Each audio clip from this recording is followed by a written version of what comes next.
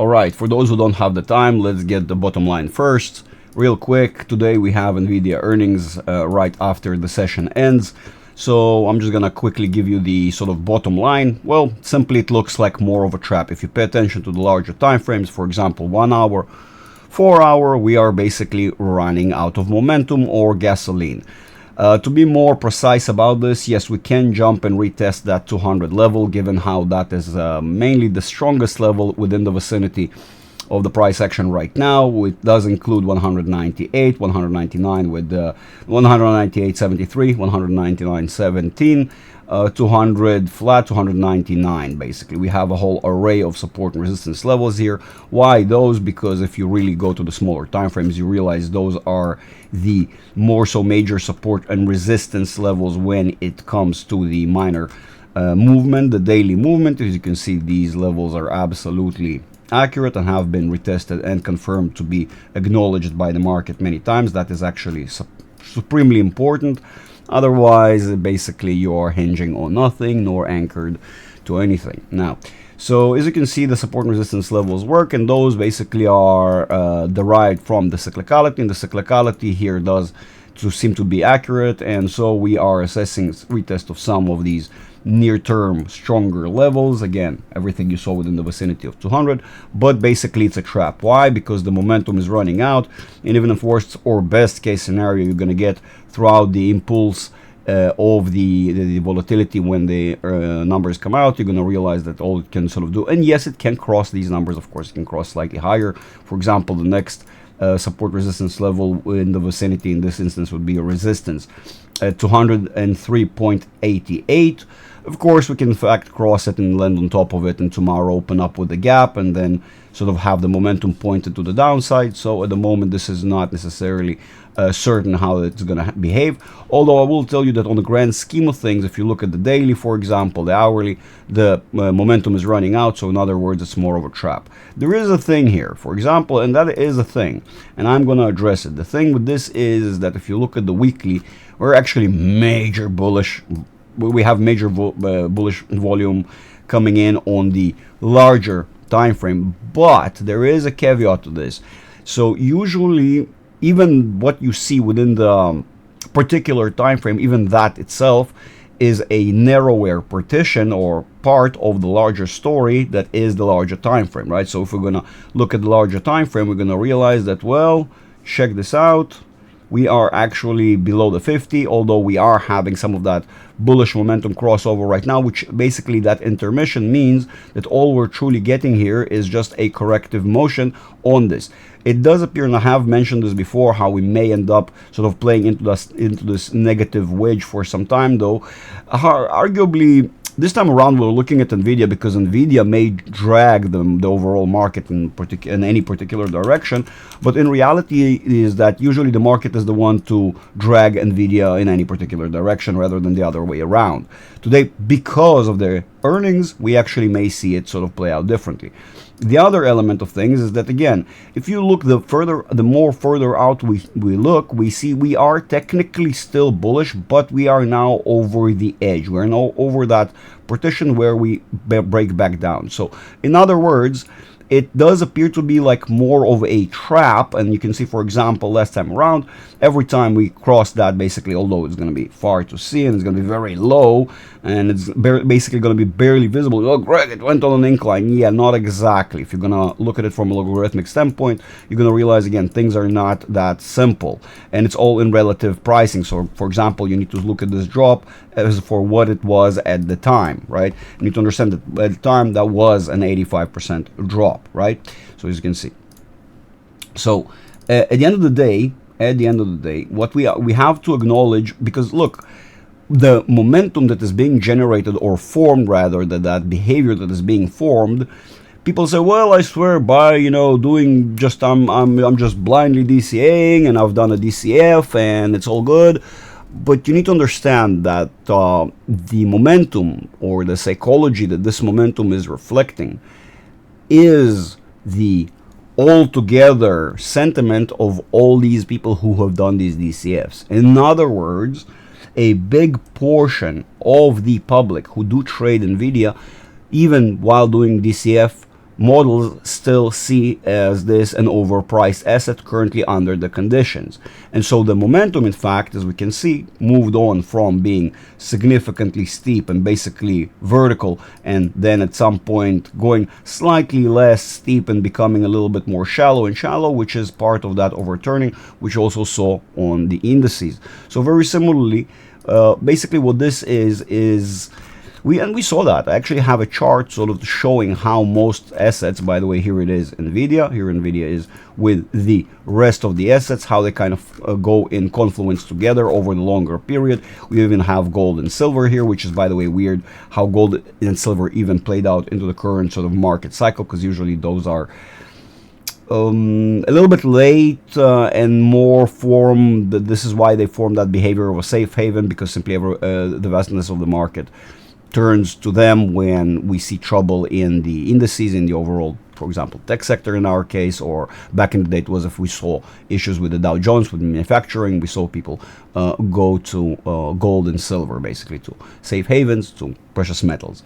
So right now, if we objectively look at the S&P and we go to larger time frames, we're going to realize that right now actively we are waiting for the momentum to run out on the 4 hours, which, by the way, generated another gap now to close, which I am certain this is not going to last all too long.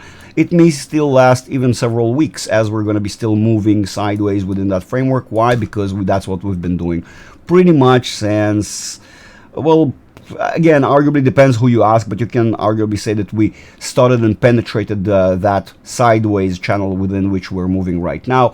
Although those who are more major understand that actually we're talking about a wider band, and technically we've been in that band for quite longer, and that band was tested here for the first time. So it's kind of arguable to say when was the first time that we've tested a particular level or particular band, not band like like the Backstreet Boys, band like a range. Okay, so oh shit, Backstreet Boys, god damn it, I'm old. Yeah. So I knew that, but it's just that extra moment, if you will. So, but yeah, we've been in that range for quite a long time, and actually we've acknowledged these levels for quite a long time. But yes, we have been moving and stuck to the ceiling of this range for quite a long time, and that's why if those who know what to look at and acknowledge, we've been moving sideways pretty much since 6,000. And Greg, no, it's impossible. Well, join the community and learn technical analysis, and you understand why that is true. In fact, we're probably going to be retesting that very same band, that very same range on the way down. Greg, way down? Yes, we're going to be going down a lot, in fact. And that's exactly what the market is symbolizing when it comes to this sort of behavior, that flattening of the curve. Again, something that me and my community are quite aware and I've been talking about for quite a long time. And in fact, again, if we're looking at this, we can literally see the behavior of the momentum and how it is overturning. Those who don't understand what this is the stochastic RSI, and right now we're objectively dominant bullish, basically.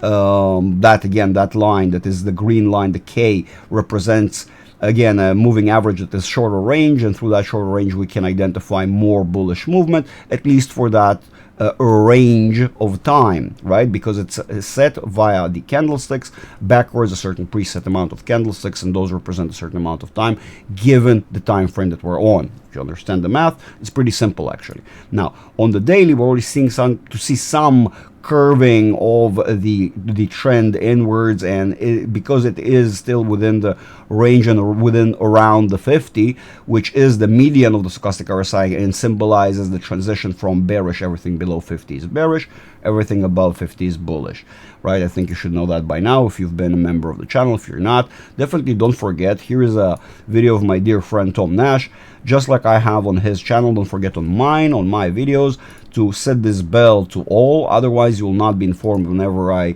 speak about anything really, and then you'll be mal-informed. Basically it's like reading one page out of an entire book and thinking you know what the book is all about. That's not how things work, because the sort of ongoing analysis can inform you about more things. For example, yes, Palantirs have predicted somewhat of a drop. Also now I'm seeing a little bit of a correction, that some of the people who are already now capitulating should probably enjoy at least that capitulation at a higher level. So at least again, to each their own portfolio, and this is not financial advice, it just makes more sense, right?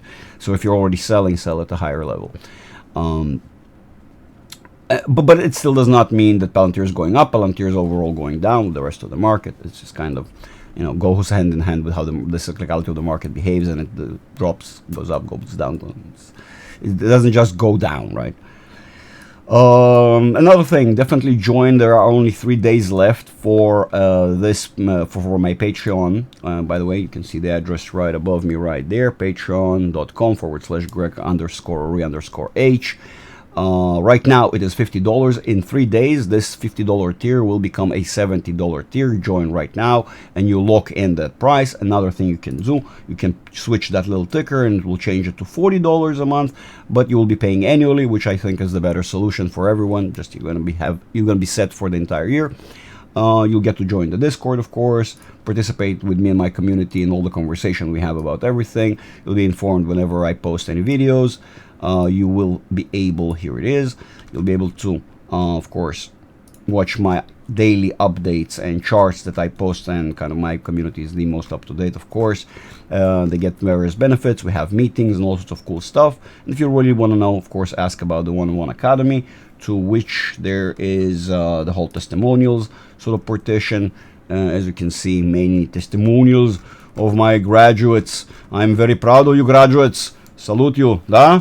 Very much. Those are people who already finished the academy, actually, and understand the market in far deeper sort of point of view. This is an example we're really proud of. Leo, so shout out to you, you beautiful legend. Of course, shout out to all the new members as well. Almost forgot. Shout out to you, you beautiful legends. Welcome to the community. So yeah, this is what one of my members, knowing technical analysis, was able to do within 31 days. Yes, of course, he didn't do it with 10,000. Of course, you can join the community, talk to him directly, and so on and so on and so on. Yeah, so that's kind of what the community is all about. Let's continue with the analysis real quick so you guys don't get lost. Alrighty, real quick. Now, so basically the grand scheme of things is that it's a trap. The reason for the trap is that for quite some time we've been seeing the price action sort of stabilizing and becoming more and more flat, and we're seeing how we're getting prepared for a significant prolonged downtrend. Those who understand those momentum oscillators, the cyclicality and the various tools, would understand how significant all this is for the bigger picture. And the bigger picture here is that, yes, the market is not happy right now, although it appears to be, but really it is going flat and losing momentum by the day. The more it loses momentum, eventually it's like a plane who's lost its engines, and eventually, although gliding forward, eventually that momentum will run out and start falling. So which we are very, very much close to, and as we can see on the weekly, for example, we are already moving downwards. Yes, today's price action kind of curved, well, today's and yesterday's price action kind of slightly curved both indicators, so both lines towards one another, showing a little bit of that convergence of momentum, but in reality we're still bearish dominant within bearish territory, headed towards bearish accelerated, because everything below 20 oversold. Basically bearish again, more selling, price go down, simple. Yes. Now, so again, the trick here is with NVIDIA that although we may get some volatility throughout the the evening as we're getting closer and closer and closer to the earning call, and yes, we may see some of that price action, of course, within the band of support and resistance levels that we see. My assessment that even if we do cross that 203, it's not going to be all that too far rather. I'm going to probably stay within the bounds of these ranges that we're seeing right there. Those are the near-term support and resistance levels. Of course, that 200 level is extra strong for various reasons. First of all, technical reasons, and more so just because it combines also many support and resistance levels within a narrow band. Rather simple. You see, all of it is pretty simple. Again, technical analysis, of course, can be taken to various depths. On the shallow level, at least, you can understand the directionality of the price action and assess how it's going to be like, at least short term out. Again, we're not talking about months out, but at least within the range of hours and maybe sometimes days, and those who are even better, weeks. So that's why you should join the community, you should join the Discord, you should join the Patreon, because, well, Discord you cannot join unless you're a Patreon, of course. Yeah, makes sense. Don't forget to like and subscribe. I love you all. I'll probably see you in the video tomorrow. I will, of course, going to be analyzing how right or wrong was I about NVIDIA. Don't forget, it seems, of course, even if we may end up having a couple more bumps and I said this sort of negative wedge movement on the larger time frame we saw, even though sort of establishing that 200, the bigger picture is going to go down. Like I said, like and subscribe, join the community. See you tomorrow. Bye-bye, everyone.